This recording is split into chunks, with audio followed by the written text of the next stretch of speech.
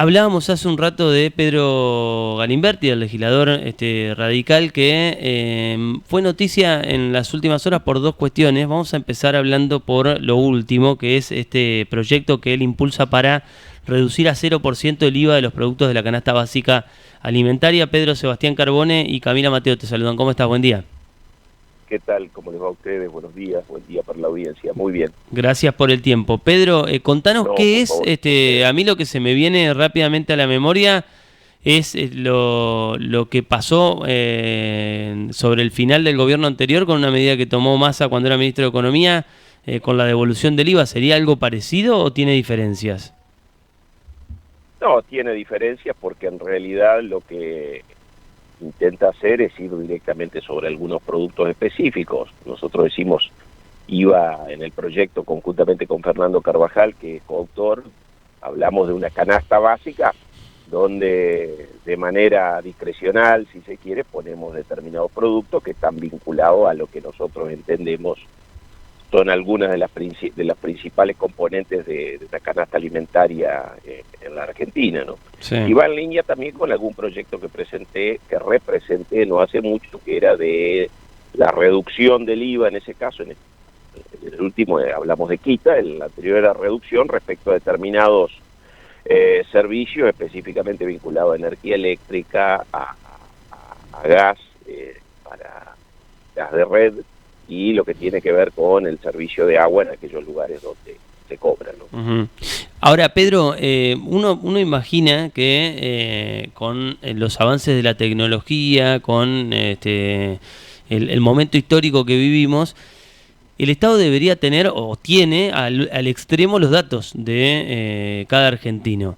¿Hay alguna forma para que, por ejemplo, digamos, no subsidio, pero esta quita de IVA caiga sobre los que menos tienen y no que le quiten el IVA a los productos que compra alguien que gana, no sé, 7, 8 millones de pesos por mes, por ejemplo?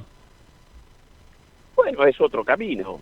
La verdad es que en lo personal entiendo que determinados productos que están vinculados al día a día, que no son más de 10 productos, ¿no?, en los que están allí en ese listado, no significaría una gran erogación desde el punto de vista de las arcas del Estado Nacional, y que es una medida donde en definitiva lo que tratamos de hacer es que la mesa que se tiene que todos los días poner con un plato de comida sea más accesible para todos, digamos. Yo en eso no veo mayor inconveniente. El otro camino que vos planteás es el que en su momento había llevado adelante el gobierno anterior, pero cuando vos ves la situación de la Argentina, si vos decís, bueno, che, ¿cuánta gente tenés en la informalidad? Y tenés el 50%, sí, o algo más del 50%. Bueno, automáticamente esa gente debiera estar afuera, digamos, ¿no?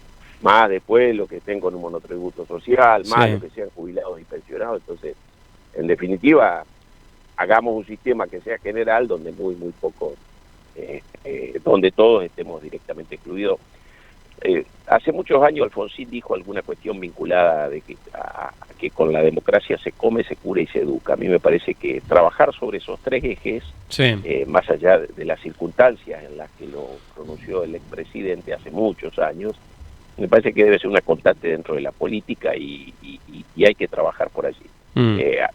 Personalmente creo que es una medida que es realizable y que además hacia futuro daría buenos resultados. Uh-huh. ¿Y qué estás viendo de este gobierno, de esos 3 puntos? No, porque si uno se pone a analizarlos punto por punto, bueno, con la educación, ¿qué te voy a decir? Si fue una de las marchas más importantes de la historia. Con la comida tenemos el antecedente de los últimos días de un gobierno que tiene acopiados alimentos y comedores a los que no le manda 1 kilo de fideos. ¿Qué estás viendo que está pasando en la Argentina? Bueno, este es un gobierno votado por una amplia mayoría en el balotaje de los argentinos.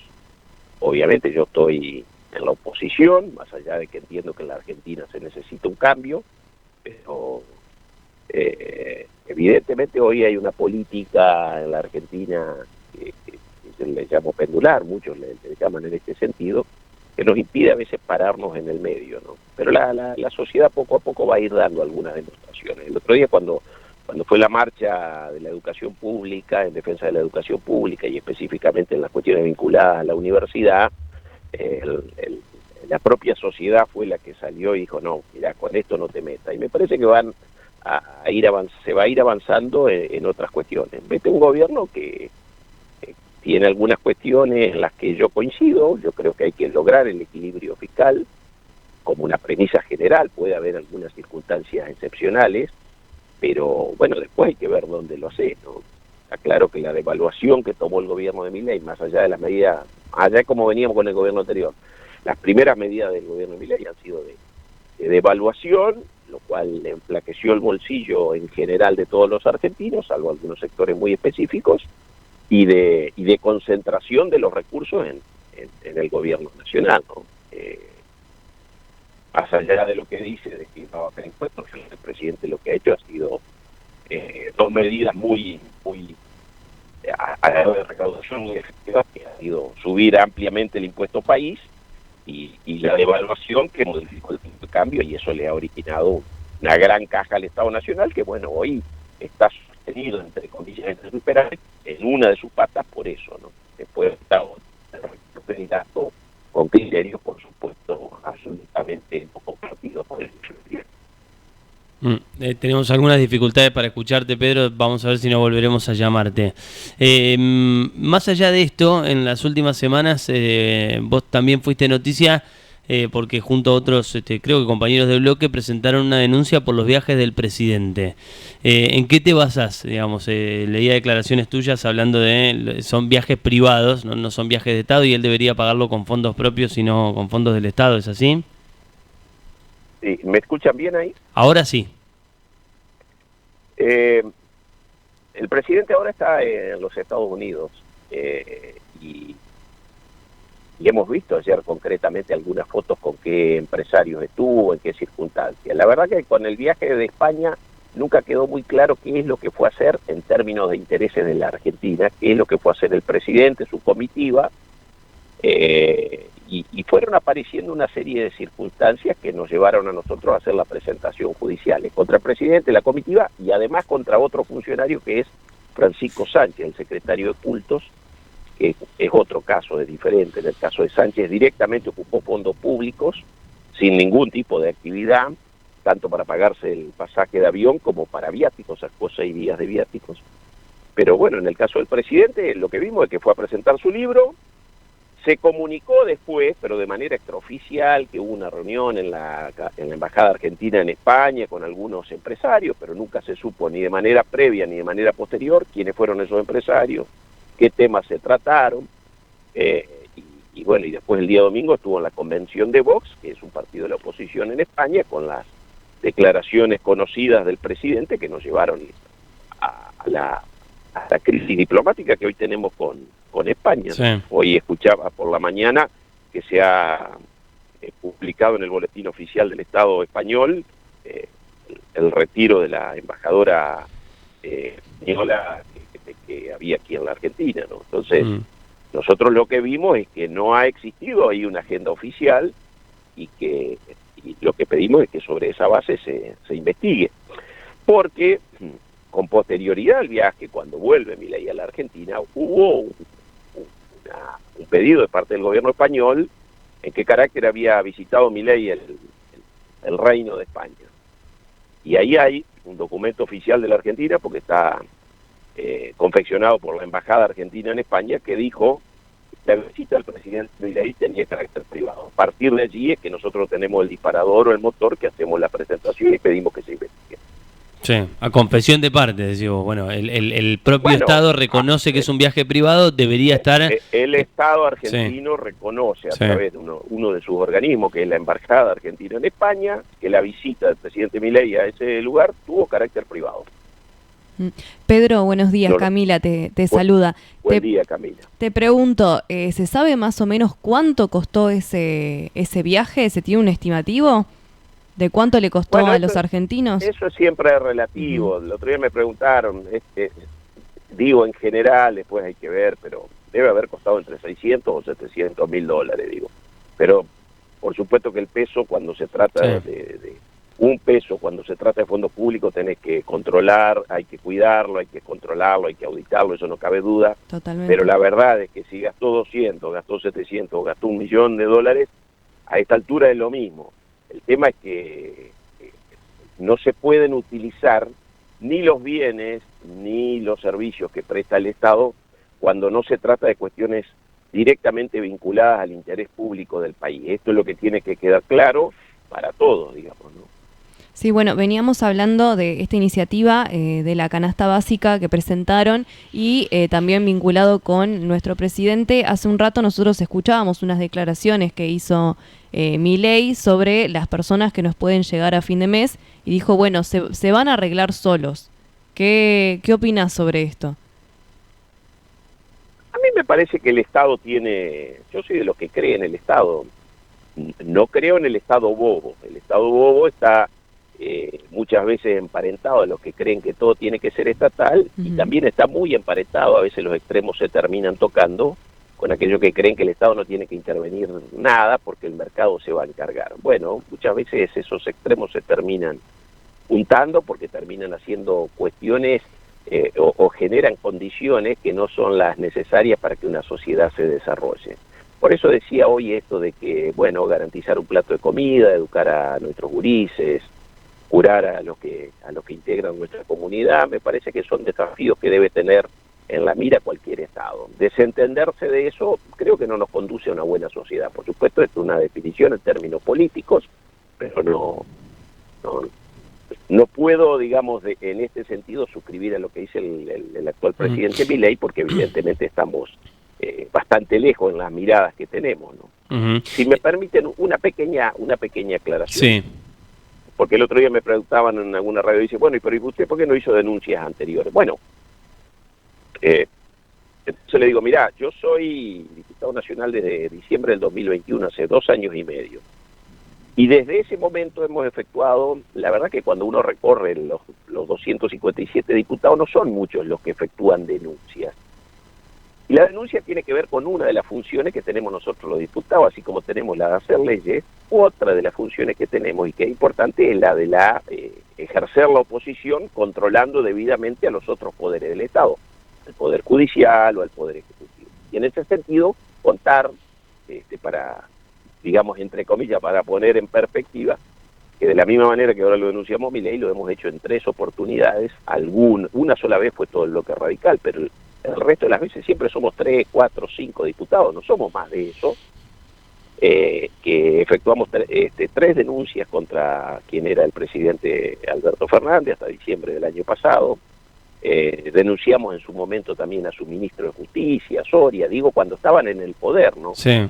En lo personal he efectuado 2 presentaciones ante el Consejo de la Magistratura contra 2 jueces federales, uno que estuvo ligado a un intento mediante una sentencia de sacar la famosa causa de los contratos de la legislatura entrerriana, sacarla de la justicia entrerriana y llevarla a la justicia federal. Esa denuncia que está ante el Consejo de presentación que hice ante el Consejo de la Magistratura, porque esa la hice de manera personal, está siendo sustanciada, es decir, está avanzando en el Consejo de la Magistratura, y el otro día, cuando el gobierno nacional lo propone al juez Lijo, fui uno de los 4 que suscribimos lo que técnicamente se conoce como observaciones al pliego de quien está propuesto por el Ejecutivo Nacional para integrar la Corte Suprema de Justicia de la Nación. ¿Qué quiero decir con esto?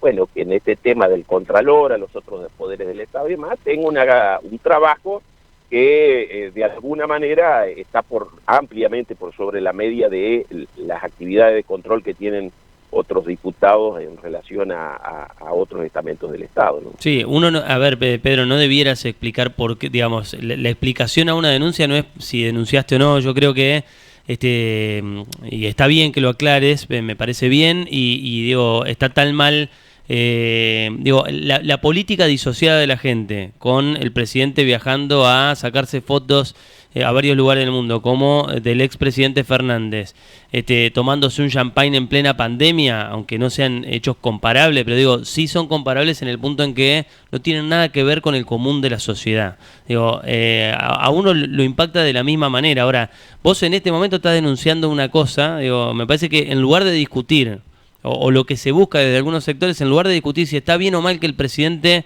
haga estos viajes que no tienen la gran mayoría ninguna cuestión de Estado, empezamos a discutir si antes se denunciaba o no, y me parece que lo importante es otra cosa. Sí, por supuesto que coincido con vos, pero es cierto que esa circunstancia que vos apuntás está presente hoy en la sociedad. Entonces vos haces una denuncia contra el actual presidente y automáticamente sos K. Sí. La verdad que, bueno, es así, pero nunca está de más aclararlo porque, insisto, ¿no? Así como en la política tiene esta cuestión pendular, me parece que la sociedad también se ha adueñado un poco de esa cuestión y terminamos en un extremo o en el otro. Pedro, yo soy de los que creo que la Argentina va a salir por el medio, le aclaro, ¿no? Sí, hasta ahora esa idea no prendió nunca, Pedro, ¿no? Tal vez sea esta, pero... Hubo algunas veces que he aprendido, No llegó a madurar del todo, pero yo insisto, ¿no? El Estado no puede ser siempre de un extremo o del otro. Todo lo que, yo tengo más de 50 años y algunos conocemos, sabemos lo que pasó en la década del 90 en este país como para privatizar así todo, así nomás, sin ningún tipo de contralor. Pedro, ¿la denuncia de ustedes es puntualmente por el viaje a España? El presidente ya ha viajado, bueno, creo que este es su 6º viaje, que está realizando en este momento. Sí. Y de hecho tiene previsto uno más ahora para las próximas semanas, es decir, en los primeros 6 meses de gestión va a viajar 7 veces al exterior. De hecho es el presidente que más ha viajado en los primeros 6 meses de gobierno en la historia al extranjero. ¿La denuncia a ustedes es puntualmente por el de España?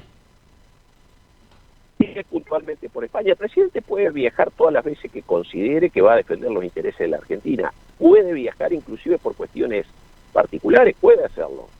Lo que sucede es que en este caso específico, por eso tiene tanta importancia la comunicación. Yo decía, bueno, ayer estaba en Estados Unidos. Bueno, supimos dónde estuvo, la universidad dónde fue, con qué empresarios vinculados a las cuestiones de la informática se juntó. Hay, digamos, una cuestión que en definitiva se puede explicar. Si yo le pregunto esto, bueno, ¿con quién se juntó en España? ¿Han visto alguna foto? No la tenemos. Entonces, puntualmente tiene que ver con el viaje a España. Y en el resto de las cuestiones, bueno, obviamente que se irá viendo y el presidente, insisto en esto, puede viajar siempre que haya un interés para el país.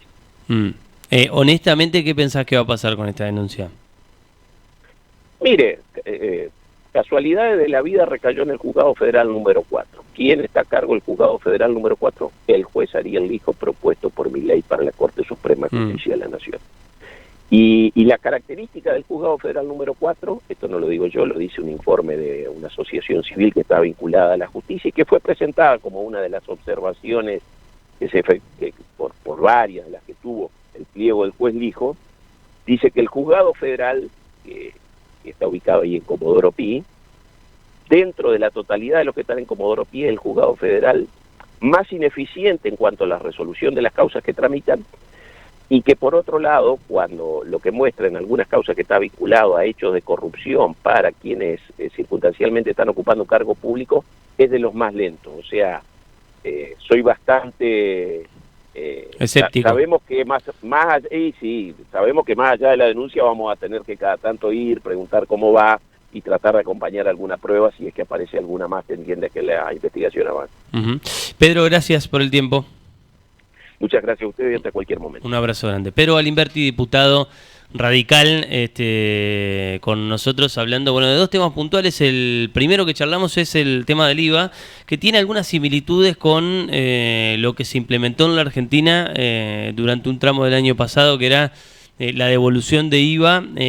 Ahí había, creo que, una segmentación en los ingresos, ¿no? Era para aquellos que no pagaban ganancias, cosa que a mí me parece que está bien, porque digo, ¿por qué vos le vas a dar el beneficio a alguien que no lo necesita, igualándolo con el IVA? Siempre se dice que es el impuesto más regresivo justamente por eso, porque lo paga alguien que gana 4 o 5 millones de pesos y lo paga el que gana 200.000 pesos por mes. Claro. Paga lo mismo, paga el 21% de lo que... Siendo que la persona de menos recursos destina la mayor parte de su dinero para consumo de alimentos, ¿no? Para consumo, no para ahorro, como podría ser también gente con mayor poder adquisitivo. Ahora lo que decía Pedro Galimberti es que esta canasta básica no, digamos, alcanzaría con el IVA a todos los productos, sino a... No sé, no dio especificaciones de qué productos serían, pero podemos estimar que podría ser la leche, por ejemplo, no sé, los fideos, el arroz, bueno, más o menos 10 productos puntuales, que bueno, a eso sí se les aplicaría este beneficio del 0% de IVA. Vamos rápido a una pausa, porque creo que vamos a tener una